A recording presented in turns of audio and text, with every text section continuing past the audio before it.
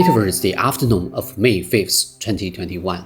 A passenger ferry was making this Euro trip across the Bohai Sea in northern China. The shoreline was already visible, maybe 10 nautical miles away, when a sharp alarm suddenly echoed through the cabins. Man overboard! Passengers looked around in confusion.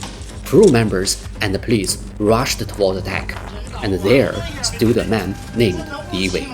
He was gripping the railing and shouting, "My wife fell over, please help her." The search dragged on for more than 40 minutes, and then a wet jacket finally floated into the wheel on the surface of the water. Crew members pulled a woman back on board. It was Huan, Li Wei's wife, and they tried everything they could, but it didn't work. She couldn't be brought back. Right there on that ship, she was pronounced dead. On this road, the rules are clear. If someone goes overboard, no matter how it happens, you treated it as a criminal case. So even while the ferry was turning back toward port, the police were already starting their investigation. The spot where she fell was identified quickly, and it wasn't the viewing deck. It was the lifeboat storage area, a cramped workplace for crew only, marked with warning signs. But Li Wei insisted he brought his wife there to look the sea clearly, and she must have slipped. On paper, it sounded like an explanation, but the more you thought about it, the stranger it felt. This ferry had dozens of perfectly safe places to see the water. It also had more than 200 surveillance cameras covering almost every inch of the ship. The lifeboats blocked that corner, creating the only blind spot on the entire ship. So why would Li Wei take his wife there? Meanwhile, Li Wei kept pressuring the police to issue a death certificate, saying he wanted to cremate her as soon as possible, so she could rest in peace. But the officers knew the rule. The harder someone pushes, the more suspicious it usually is. Then the police dug deeper. They reviewed the day's footage, and the cracks showed immediately. At noon, Li Wei and Huan were on deck. It looked calm, but the distance was obvious. When she tried to take a picture of him, he blocked the camera and walked off. That coldness didn't match the man who later screamed for help. It felt like two different people. But the real warning came at 4:30 p.m. Li Wei left the cabin alone and went straight to the lifeboat area. He wasn't wandering. He kept pulling at the crew-only gate, then looked up at each camera, checking their angles. It looked like he was mapping the blind spot. He stayed there 20 minutes, pacing the corner, studying it, then walked away. At 4:50 p.m., he returned, this time with Huan. He opened the gate, let her step inside, and followed. Moments later, an exterior camera caught it, her body flipping outward before hitting the water. People don't twist like that when they fall. They twist when something pushes. Seconds after she vanished, Li Wei walked out of the blind area, steady, calm, not even looking back. No panic, no shock, just the man heading off to report what happened. And that calm was the scariest part. Just then, the victim's father and brother arrived, confused and shaken. All they knew was this: Huan worked at a restaurant in Shanghai. She never said she was traveling, never said she was on a ship, and she never said she was married. Then came the shocker. Huan was 46, had been married twice, and had 2 children back home, a son and a daughter. To her family, Li Wei wasn't a husband. He was totally a stranger. But the real turning point was the autopsy. Legally, police needed the family's permission, but the loudest person trying to stop it was Li Wei himself. That was suspicious. Huan's father finally agreed. And less than 2 hours later, the forensic doctor called back. Yes, Huan joined, but her face told the truth. A swollen eye, deep bruising face, clear sign of being hit before she entered the water. And the cameras proved it. Before the fall, her face was untouched. Everything happened inside that blind corner. At this point, police knew this wasn't a simple accident. It might be a murder.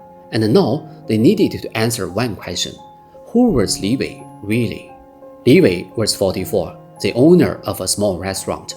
On the surface, he looked successful. Always in a suit, always polished. Huan Huan worked there as an ordinary staff member. Quiet, unremarkable, and yet, after barely half a year of knowing each other, they secretly went and registered their marriage. To everyone who knew them, the match made no sense. When police dug deeper, everything flipped.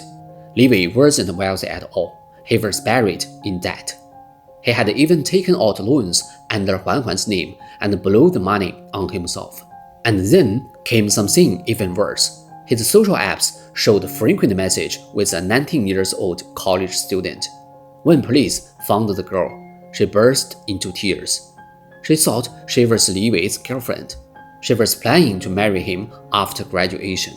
She didn't know he was already married, and that the auntie in his home was actually his wife.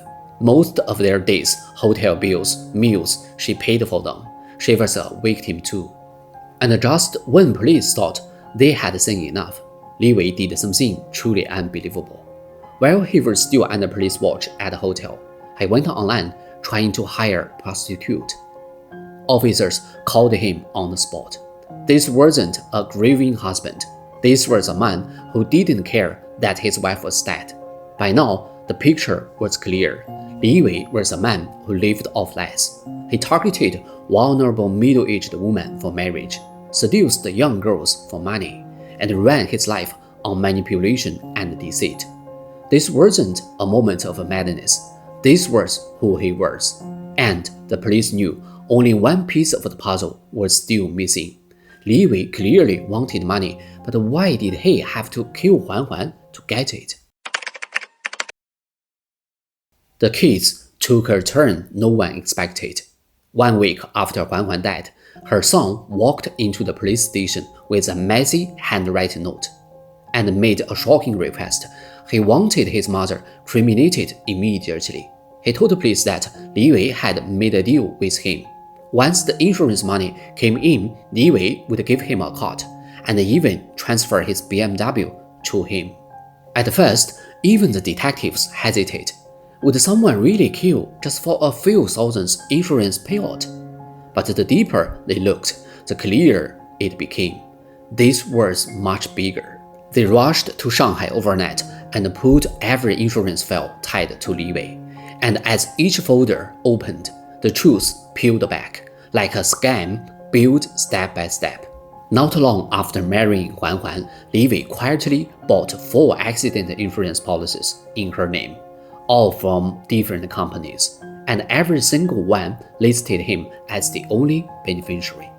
But the real horror was in the fine print. These weren't normal policies. They offered almost no medical coverage, no illness protection, no regular accident benefits.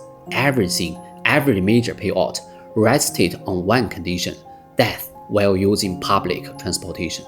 And the payout, about $1.7 million. No illness, no sleep and fall at home, no everyday accident. The deaths had to happen on public transport. And the trip Li Wei planned happened to match that requirement perfectly.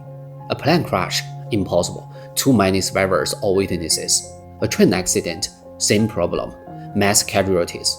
But a ferry, one person falling overboard, is easy to label an accident. In the end, the truth was brutally simple. He married a woman no one was watching, took out insurance that only paid if she died on public transport, led her into the one blind spot on the entire ship, and turned her death into a financial calculation.